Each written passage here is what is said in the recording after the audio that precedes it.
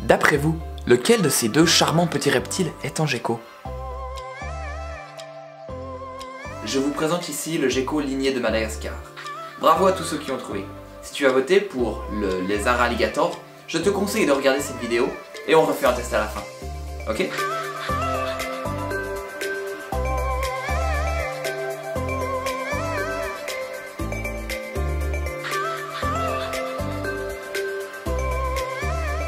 Déjà, on va mettre les choses au clair. Les geckos, c'est un nom qui regroupe près de 2000 espèces différentes de lézards, qui appartiennent toutes à l'infraordre Geckota.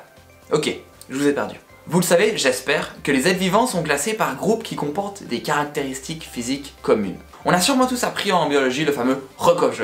Règne, embranchement, classe, ordre, famille, genre, espèce. Et bien ce qu'on vous dit pas, c'est qu'il y a des catégories entre ces grandes catégories qu'on apprend à l'école. Et l'infraordre Geckota, c'est l'une d'entre elles. Dans mes vidéos, je décris mes animaux avec des noms à coucher dehors. Bonne nuit.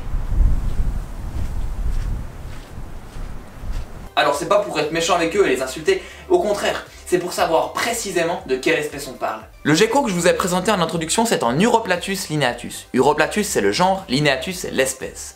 Un animal peut être dénué de nom commun ou vernaculaire si par exemple il vient d'être découvert. Dans ce cas-là, l'utilisation d'un nom scientifique, en latin comme on dit, qui est international, va prendre tout son sens. Un genre peut comporter plusieurs espèces et une espèce peut comporter plusieurs sous-espèces.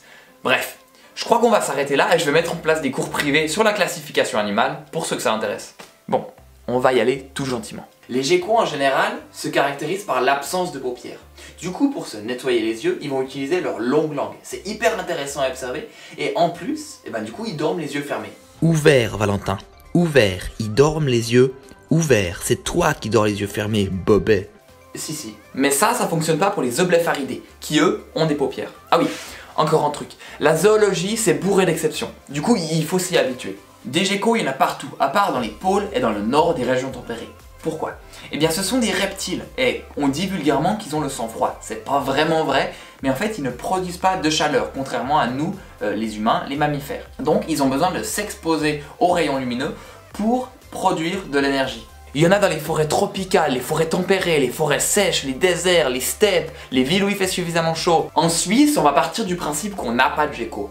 Mais avec le réchauffement climatique, on commence à apercevoir des tarantes de Mauritanie qui sont normalement originaires du pourtour méditerranéen en Valais. Ces petites bêtes qui mesurent entre 1,6 cm pour le Sphaerodactylus ariasae et 40 cm pour le Rhacolactylus leacanus, c'est vraiment énorme, se nourrissent pour certains de fruits bien mûrs, de nectar, d'invertébrés, de petits vertébrés. Par exemple, ici on a un Rhacolactylus auriculatus, c'est un cousin du Leacanus dont je vous ai parlé avant.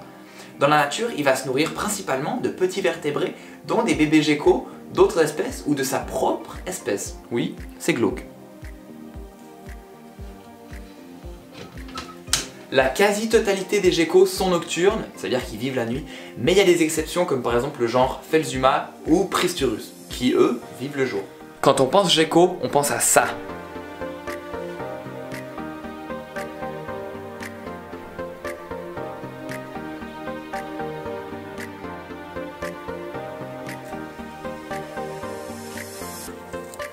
Bon, je vais direct casser le mythe, c'est pas des ventouses qui les font grimper partout, c'est des poils.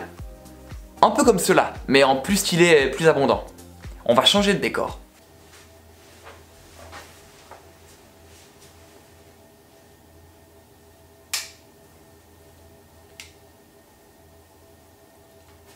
J'ai pas trouvé ma blouse et mes lunettes de chimie. On va faire 100. C'est probablement l'un des aspects les plus intéressants et intrigants de ces animaux.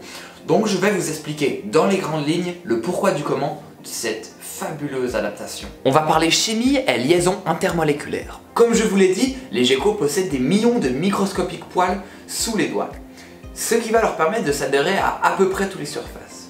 Mais pas tous les geckos ont cette même facilité à grimper. En fait, ces poils agissent un peu comme des aimants sur la surface à laquelle le gecko repose et exerce une petite pression avec ses doigts. Un peu comme ça.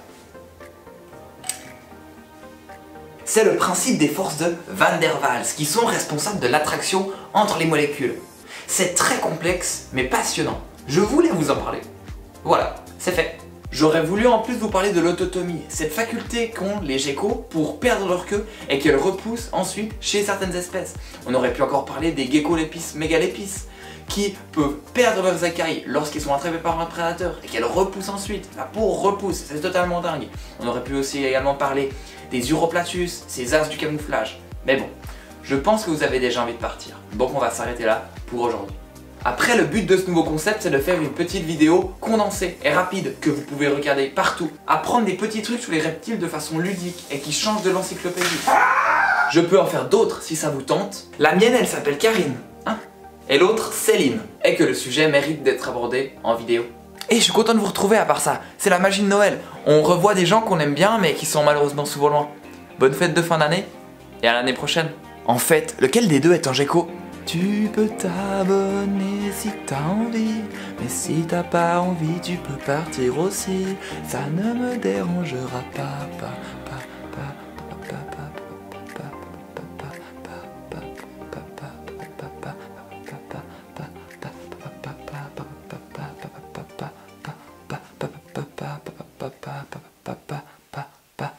Allez, à bientôt.